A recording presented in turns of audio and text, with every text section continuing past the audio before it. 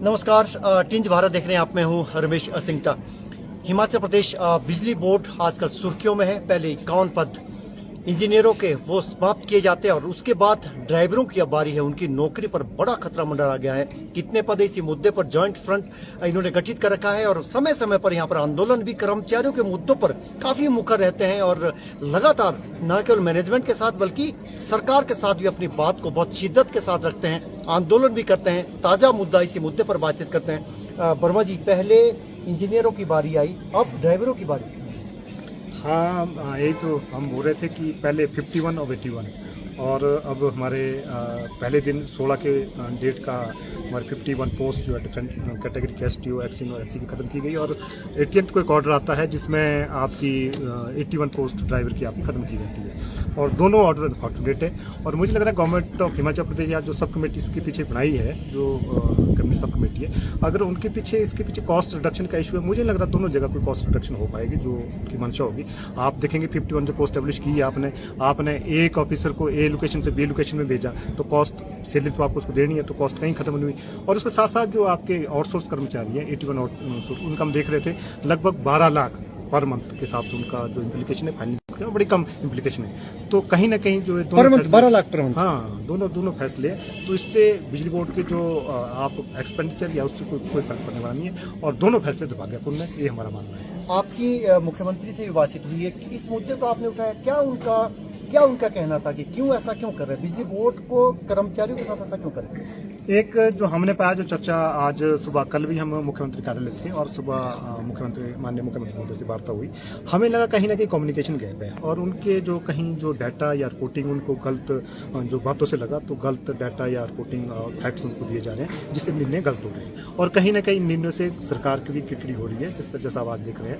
आज देखेंगे दिवाली के उपलक्ष्य पे आपने 2 बड़े फैसले लिए हैं। हमारे जो कर्मचारी अभियंता है उनकी डिसलोकेशन हुई है, एक लोकेशन से दूसरी जगह ट्रांसफर करके पोस्ट उनका खत्म किया गया और साथ में जो आपके आउटसोर्स के कर्मचारी है उनकी तो सर्विसेज ही आपने 10-12 साल जिन्होंने सर्विसेज दी है और निकाल करके घर भेज दिया और कहा है कि 1 नवंबर से आपकी सर्विस की जरूरत नहीं है। तो दोनों फैसले ऐसे मौके पे हुए जब एक दिवाली जो एक हमारे एक फेस्टिवल रहता है और उस फेस्टिवल के उपलक्ष्य में दोनों दिवाली हुए। मुख्यमंत्री ने किस तरह का आश्वासन दिया है जब आपने उनके सामने ये पूरा अपने तर्क के साथ अपनी बात रखी थी, तथ्यों के साथ रखी थी, उन्होंने किस तरह का आश्वासन दिया? क्या इनकी नौकरी चली जाएगी? आउटसोर्स में भी नौकरी है क्योंकि रोजी रोटी जुड़ी हुई है और दूसरा ये कि आउटसोर्स में कितने कर्मचारी अभी बिजली बोर्ड में सेवाएं दे रहे हैं?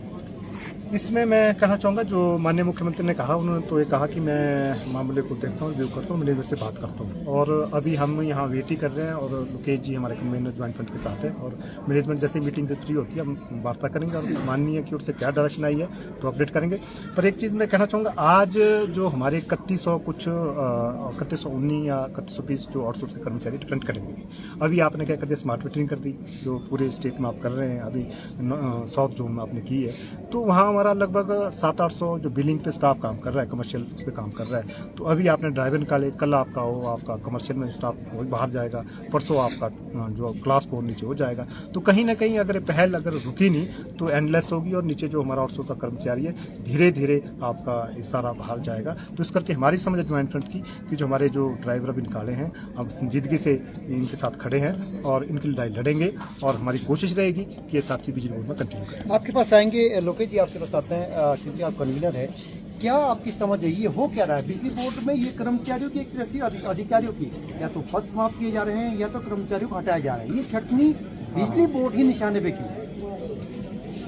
इसमें अगर देखा जाए तो हमारी भी समझ से बाहर है, क्योंकि कहीं ना कहीं हमें ऐसा लग रहा है कि जो सरकार को, गवर्नमेंट को जो एडवाइस कर रहे हैं लोग, कहीं ना कहीं वो गलत एडवाइस दे रहे हैं कि बिजली बोर्ड में इस तरह के फैसले लेने से घाटा उससे उभरा जाएगा या इस तरह की कोई भी बात होगी। क्योंकि सबसे बड़ी बात है कि बिजली बोर्ड में जो है इस तरह के कदम से, जैसे लाल जी ने बताया अभी, इससे कोई फाइनेंशियल फर्क तो पड़ेगा नहीं, क्योंकि जो आपने कोई एम्प्लॉय रिट्रेंच तो किए नहीं है, उनके सिर्फ पोस्टिंग इधर से उधर करी है, तो उससे कोई खर्चा बचेगा नहीं। और जो आउटसोर्स वाले हैं वो सिर्फ 13 लाख रुपए पर मंथ का खर्चा है, 13 लाख रुपए महीने का बचा के कोई बिजली बोर्ड का जो सो कॉल्ड 1100 करोड़ का घाटा है, इतने का घाटा है, वो तो पूरा होगा नहीं। तो इस तरह के फैसले लेने से तो कोई फायदा होना नहीं है। अगर कोई फैसले की जरूरत है तो वो एक एडमिनिस्ट्रेशन लेवल पे है, मैनेजमेंट लेवल पे है, उस तरह का कोई फैसला हमें होता दिख नहीं रहा है। अभी तक। दूसरा हीरालाल जी आपसे आपने कहा था स्मार्ट मीटिंग से जुड़ा सवाल था, जो आपने चिंताएं जाहिर की थी, आपसे बातचीत हुई थी, तो आप वो धरातल पे आती दिखाई दे रही है और सब्सिडी खाते में जाएगी जो आप कह रहे थे, उसके और क्या क्या कुप्रभाव देखने को मिलेगा? ये जो रिफॉर्म आपका पावर सेक्टर में है, ये गवर्नमेंट ऑफ इंडिया से ये रिफॉर्म आगे स्टेट को कैरी कर रही है। और जैसे हमें लगा था कि यहाँ जो स्टेट है डिफरेंट पॉलिटिकल पार्टीज की है, तो हमें लग रहा था कि ये गवर्नमेंट ऑफ इंडिया के जो जितने कर भी उनके एजेंडे हैं वो आगे कैरी नहीं होंगे, पर आज हमें लग रहा है कि स्टेट में भी वो कैरी हो रहे हैं। जैसे स्मार्ट मीटरिंग का एक था, और उसमें RDSS में बड़ा क्लियर था, स्मार्ट मीटरिंग के पीछे मंशा ये है कि कर्मचारी को बाहर निकालना है। तो ये जो धीरे धीरे चीज़ें आ रही है, तो कहीं ना कहीं उसी जो गवर्नमेंट ऑफ इंडिया की रिफॉर्म या डिस्कॉम को डिजिटल की ओर ले जाना है, तो उसी का एक हिस्सा है। और आज देखेंगे आप स्मार्ट मीटरिंग से आपके ड्राइवर चले गए, कल आपका बिलिंग का कमर्शियल का स्टाफ वो भी आपका घर का रास्ता पकड़ेगा, और डेफिनेटली जब ये स्मार्ट मीटिंग पूरी हो जाएगी वो भी जाएगा। तो कहीं ना कहीं ये जो कर्मचारियों को तादाद को कम करना है, इसके पीछे एजेंडा है और इसके प्रभाव नीचे आ रहे हैं। दूसरा अंतिम कैसे जुड़ा कि अब आपकी जो यूनियन है या जो आपको फ्रंट बना है, उसकी क्या रणनीति, क्या आंदोलन होगा या वार्ता या आंदोलन दोनों एक साथ चलेंगे? हमने जिस दिन ये फैसले लिया, अनफॉर्चुनेट फैसले दोनों थे, हमने जब ये फैसले लिया, हमने ज्वाइंट फ्रंट में फैसला लिया, जो हमारे यहाँ एक अमरजेंट मीटिंग हुई थी, उसमें फैसला लिया कि हम पहले तौर पे तो है कि हम इसका विरोध कर रहे हैं। विरोध करने के बाद ये ऑर्डर जारी किए गए, जिसके चलते हम एक असहयोग के रूप में हमने फैसला लिया था कि हम जो ड्यूटी आवर्स के अलावा जो सर्विसेज दे रहे हैं, अराउंड द क्लॉक सर्विस दे रहे हैं, रात को भी हम कंप्लेंट अटेंड कर रहे हैं या KYC भी कर रहे हैं इन एडिशन टू ड्यूटीज, तो उसको नहीं करेंगे। तो वो असहयोग आंदोलन मीन्स असहयोग जो हमने एक फैसला लिया असहयोग करने का, सहयोग न करने का, तो फैसला तो कंटिन्यू है ही अभी। और अभी हमारा ये है कि जैसे माननीय मुख्यमंत्री से पिछले कल भी हम उनके कार्यालय में थे, आज भी डिटेल में चर्चा हुई, तो उनसे काफ़ी, हालांकि उन्होंने और भी कहा है कि आपके अगले महीने एक बैठक अलग से भी बुलाई है कि मैं वापस आऊँगा तो आप अलग से आपके साथ बैठूंगा। तो अभी जो मैनेजमेंट को इन दो मुद्दों को लेकर के क्या डायरेक्शन दी है, हमारा तो उसमें कहना यह था कि इन ऑर्डर्स को कैप्टन ओबियंस किया जाए, दोनों ऑर्डर्स को, वो आपका 51 पोस्ट का या 81 पोस्ट ड्राइवर का, इनको कैप्टन ओबियंस करके इस पर रिव्यू करके जो इंटरनल कमेटी है उससे डिस्कस करके जो भी प्रपोजल आगे आती है कि इनको जो हमारे आउटसोर्स के ड्राइवर है, अगर आपकी गाड़ियाँ ग्राउंड हुई है, ड्राइवर की पोस्ट है वहाँ काम नहीं है, तो कहीं और रैशनलाइज करके और एडजस्ट कर दो। तो रिपोर्ट लेकर के इस पर फैसला किया, हमने कहा था कि इनको कैप्टन ओबियंस किया जाए। तो उस पर अभी मैनेजमेंट से हमारी वार्ता हुई है कि माननीय मुख्यमंत्री महोदय ने मैनेजमेंट को क्या डायरेक्शन दी है। अगर इस दिशा में कोई डायरेक्शन दी होगी तो स्वाभाविक है हमारे आंदोलन थोड़ा इसमें हम पीछे हटेंगे, पर अगर कोई इस तरह का डायरेक्शन नहीं होगा तो लोगों में बहुत क्रोश है, क्योंकि हम तो क्लास को रिप्रेजेंट कर रहे हैं, इंजीनियर क्लास को रिप्रेजेंट कर रहे हैं, ज्वाइंट को रिप्रेजेंट, कर्मचारी को रिप्रेजेंट कर रहे हैं, उनकी भावनाओं को देखते हुए, उसके क्रोश को देखते हुए, अदरवाइज हमें एक्शन को आगे ले जाना पड़ेगा अगर इस पर कोई मैनेजमेंट को कोई डायरेक्शन नहीं। तो अभी आपकी मैनेजमेंट के साथ बातचीत होगी अभी? हाँ, अब सुबह ही उसके बाद मैनेजमेंट कोई डोरेटरी की मीटिंग थी, उसमें चली गई और मैनेजमेंट से वार्ता होगी। वार्ता के बाद हमें लगेगा कि कुछ कंक्रीट आने वाला है तो उन दोनों को उस तरह से रिव्यू करेंगे। अदरवाइज अगर हमें लग रहा है कि सरकार या मैनेजमेंट इन दोनों मुद्दों पर आगे बढ़ रही है तो कहीं ना कहीं ज्वाइंट फ्रंट को आगे बढ़ना पड़ेगा। एक अंतिम सवाल, OPS अभी तक वो लड़ाई आपकी खत्म नहीं, OPS नहीं मिल पाया है, क्या कारण है कि OPS अब तक नहीं मिल पा रहा? मुख्यमंत्री से आपकी बातचीत हुई है, क्या वो तर्क दे रहे हैं कि OPS बिजली बोर्ड को कह रहे हैं लगभग 2 साल सरकार को सत्ता में आए हुए हैं, तो ये केवल और केवल लारे लप्पे और आश्वासन या कुछ धरातल पे भी होगा?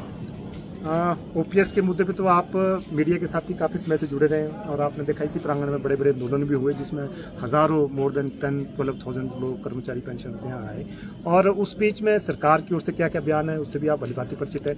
मुझे लग रहा है कहीं ना कहीं अनफॉर्चुनेट है, हम अपने आप में भी इस चीज़ को मान रहे हैं कि हमारे साथ कहीं ना कहीं भेदभाव है। आप देखेंगे HRTC भी इसी तरह का एक पब्लिक सेक्टर है, वहाँ तो आपने OPS लागू कर दी और बाकी सेक्टर गवर्नमेंट में आपने कर दी, और लेकिन बिजली बोर्ड के 6,000 कर्मचारी उससे वंचित क्यों रखेंगे? इससे आक्रोश भी है। और अब अगर लीगली देखें सरकार इसमें देर कर सकती है पर ज़्यादा इसको रोक नहीं पाएगी। रोक इसलिए नहीं पाएगी क्योंकि जो rule government CCS pension rule government ने 1974 में फॉलो किए थे वही रूल बिजली बोर्ड में फॉलो किए गए हैं। जितनी कभी अमेंडमेंट उस रूल में हुई है बिजली बोर्ड में भी की है, तो आइसोलेशन में नहीं कर सकते आपकी आपने 99 अमेंडमेंट्स आपने अडॉप्ट कर दी और एक अमेंडमेंट को आप छोड़ दो, तो लीगली भी नहीं हो सकता है। डेट्स वेयर सरकार अगर नहीं करेगी तो लीगली भी इनको करना पड़ेगा। और मुझे लग रहा है अभी मेरा इसमें यही है, सरकार से भी निवेदन है, मैनेजमेंट से निवेदन है। अभी आपने एक फैसला और ले लिया कि NPS के लिए आप NPS के कर्मचारी को आप 12% DA दे दो, ठीक है। अभी लेकिन एनपीएस जो आपने गवर्नमेंट में जिसके पीछे आपकी मंशा थी कि जो एनपीएस रजीम में जिसने ऑप्ट कंटिन्यू किया, लेकिन बिजली बोर्ड में तो आपका एनपीएस ओपीएस लागू ही नहीं हुआ कि कौन एनपीएस में जाएगा कौन ओपीएस में रहेगा, यहाँ तो लागू नहीं हुआ। अभी हमारा इसमें कहने का अगर आप अभी तो आपको जो आपके ऑर्डर के हिसाब से एनपीएस के कर्मचारी को सारा DA 12% देना पड़ेगा, तो हमारे 6000 कर्मचारी उसके लिए एलिजिबल है। तो 6000 कर्मचारियों के जो इम्प्लीकेशन है वो 67 करोड़ है, 67 करोड़ है, क्योंकि उसका सैलरी पे इम्पैक्ट आएगा और कंट्रीब्यूशन इम्पैक्ट आएगा। हम कह रहे हैं जो अगर आप ओपीएस लागू करते हो उसमें लागत ही 9 करोड़ है, तो हम तो ये बोल रहे हैं कि फाइनेंशियल प्रूडेंट अगर आपने उस हिसाब से डिसीजन लेना है कि आप जितना डिले कर रहे हैं आपको फाइनेंशियली भी दिक्कत है और एडमिनिस्ट्रेटिव भी दिक्कत है इसको इम्प्लीमेंट करने की, तो हम प्रदेश सरकार से माननीय मुख्यमंत्री से मांग कर रहे हैं कि ओपीएस को बिजली बोर्ड में तत्काल लागू किया जाए। तो ये बिजली बोर्ड के कर्मचारी 2 त्वरित मुद्दों को लेकर इन्होंने असहयोग आंदोलन छेड़ रखा है। आप देख सकते हैं हमारे पीछे यहाँ तमाम कर्मचारी बिजली बोर्ड के यहाँ आए और अब इनकी मैनेजमेंट से बातचीत होगी, मुख्यमंत्री से बातचीत हो चुकी है। काफी इनको लगता है कि इनकी समस्या का समाधान होगा। अगर ये समस्या का समाधान इनका नहीं होता है, अगर ये ड्राइवरों की जो छटनी करने की प्रक्रिया आगे बढ़ाई, अगर इसको तत्काल विड्रॉ नहीं किया जाता है, इंजीनियरों का मामला उसको तत्काल नहीं सुलझाया जाता है, तो ये आंदोलन करेंगे। और ओपीएस के मुद्दे पर भी ओपीएस अभी 6000 कर्मचारी को ओपीएस नहीं मिली है। ओपीएस कॉर्पोरेट सेक्टर के लगभग 7000 लोग वो भी है जो सुप्रीम कोर्ट तक उम्र के इस पड़ाव पर सुप्रीम कोर्ट तक लड़ाई लड़ रहे हैं, उनको भी ओपीएस नहीं मिली है। तेज भारत देख रहे हैं आप, नमस्कार।